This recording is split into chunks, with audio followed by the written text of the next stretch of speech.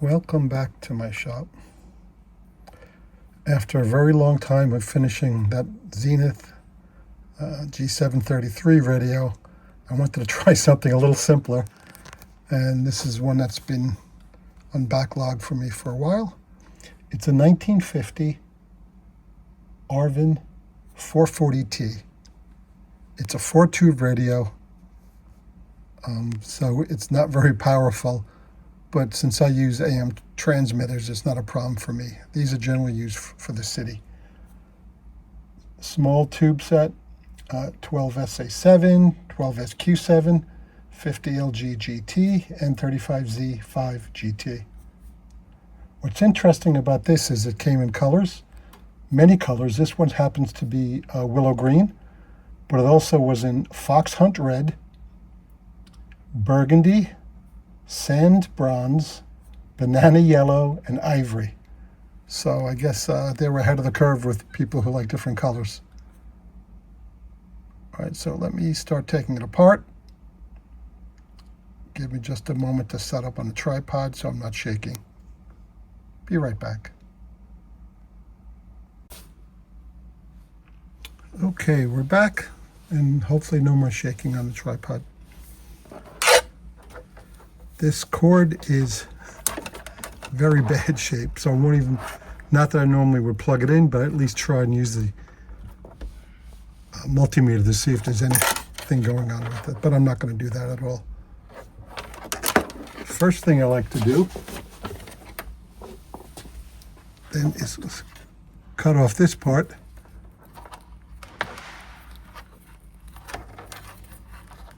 Wow, is that tough? There we go. I like these little Bakelite plugs. I guess if I ever want to reuse them, it's important.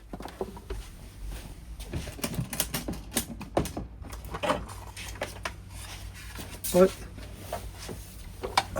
I have a problem.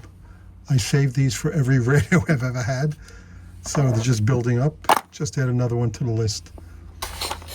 I used to save all the capacitors thinking that I would restuff them with newer components and wax, but that got a little carried away, so I decided not to do that. Okay, let's take the dial off. Actually, first, tuning is working, which is nice. Fairly loose. Seems to be a little stuck point here. Two sides, both ends, but we'll figure that out. Volume turns on, but that's very, very tight. So let's see if we can take these off without too much trouble. Don't want to force it and break it.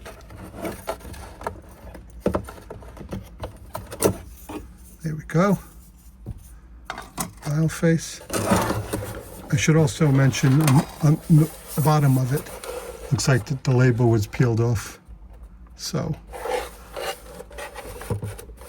Okay, let me try and do this. That came off good. A little corroded, but it seems okay.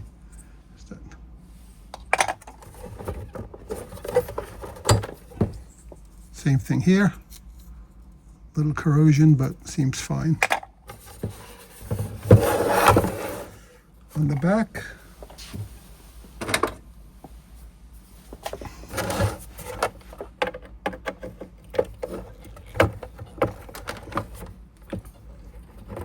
Take off the antenna.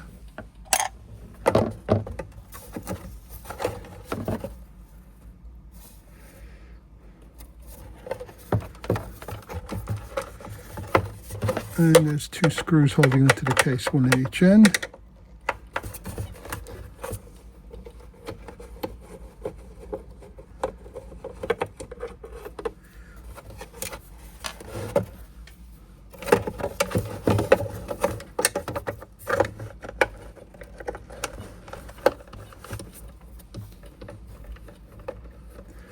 As I'm doing this, I'm seeing something very interesting.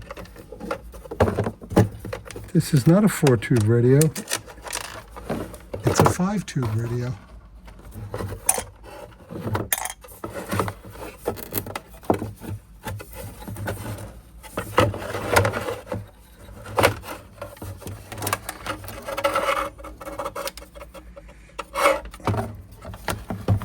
So now I have to look this up to see what model number it is. That's pretty fascinating. I'd rather have a 5-tube radio anyway. Very clean up here.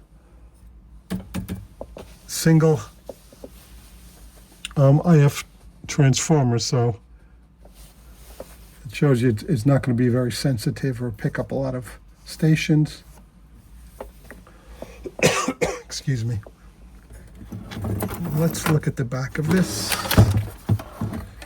It looks all original from 1950. Maybe not, perhaps. I have to look at the schematic. But it has 2 electrolytic capacitors, which normally is not the case. Well, it could be in this case too. I'm sorry. That's a regular. No, there's an electrolytic capacitor. Sorry. Yeah, it's just a big one. So it could be totally valid. Just a few resistors. 1, 2, 3, 4, 5, 6, 7, and 1, 2, 3, 4, 5, 6, 7 capacitors, and plus the electrolytic. All right, let me do a little research to see what the model number of this actually is. I'll be back shortly.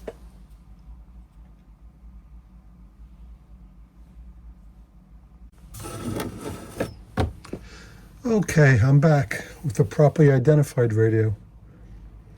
This is an Arvin 1949 model 357T. This is indeed a 5-2 radio with the standard AA5 set. It is green is the only color this one comes in. Maybe there's some other ones with different letters, but who knows? I was just looking for this particular one. It says that it's plastic or Bakelite. Feels like Bakelite to me, but I'm going to make sure before I decide if I want to strip it and paint it, because this really is, I shouldn't say it's unsavable, we'll see. But hard lesson I learned once was that if it's a plastic radio, don't use paint stripper because you melt the plastic. Works fine on Bakelite. All right, so that's where we are with this. We know what we're going to do with it. We're going to restore it. I'd like to get it back to the original willow green, or as close as possible. Yeah, that's pretty much it. I'm going to set up and get the schematic, which currently is available. As I know of, it's available in Bettman's and it's available in Riders. I don't think they have a Sam's. So I'll get that up and running, do some comparisons, look at the radio, just to make sure indeed the schematics match. I should say this is chassis RE273, which I am able to see on the radio. Right there. So we will take the next step, make sure everything's right. I'll be back once again. I have found a advertisement for the Arvin Model 355 series, as you can see on the picture here. So actually there are 3 models. Model 355 series T series that came in ivory. The one I had was the willow green, Model 357T, and then there was a Model 356T which came in the sandalwood. Not that important, but what's really interesting about this article is that it mentions what it's made of. It says presented in phenol formaldehyde plastic, immaculate ivory, charming sandalwood, or delightful willow green. The important part here is that I now no longer know, I do know it's not Bakelite, and it is indeed plastic. So I will not use any kind of paint stripper. Just wanted to update on that. And hopefully the next video will show the actual restoration process. Thank you for joining. Enjoy.